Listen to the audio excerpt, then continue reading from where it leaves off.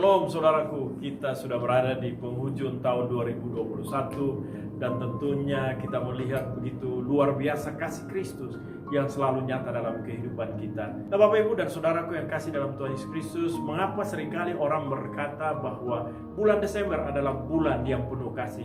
Karena 2000 tahun yang lalu Kristus sudah mati bagi manusia. Ya, kita tahu bahwa bagaimana kasih Allah yang luar biasa.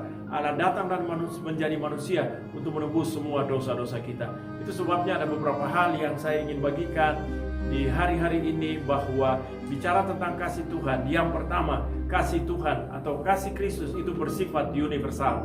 Kenapa dikatakan bersifat universal? Karena dia datang untuk semua orang. Di dalam Yohanes 3 ayat 16 firman Tuhan berkata, karena begitu besar kasih Allah akan isi dunia ini, sehingga ia mengaruniakan anaknya yang tunggal, supaya setiap orang yang percaya kepadanya tidak binasa, melainkan beroleh hidup yang kekal.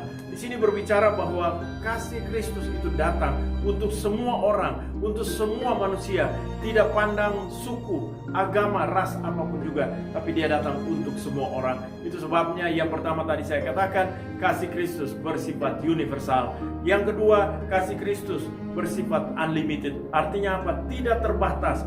Tuhan datang untuk semua orang dan tanpa batas. Di dalam Matius 5 ayat 44, firman Allah berkata, tetapi aku berkata kepadamu, kasihilah musuhmu dan berdoalah bagi mereka yang menganiaya kamu. Nah, Bapak Ibu dan Saudara, kita lihat di sini bahwa Tuhan Yesus katakan berdoa bagi mereka yang menganiaya.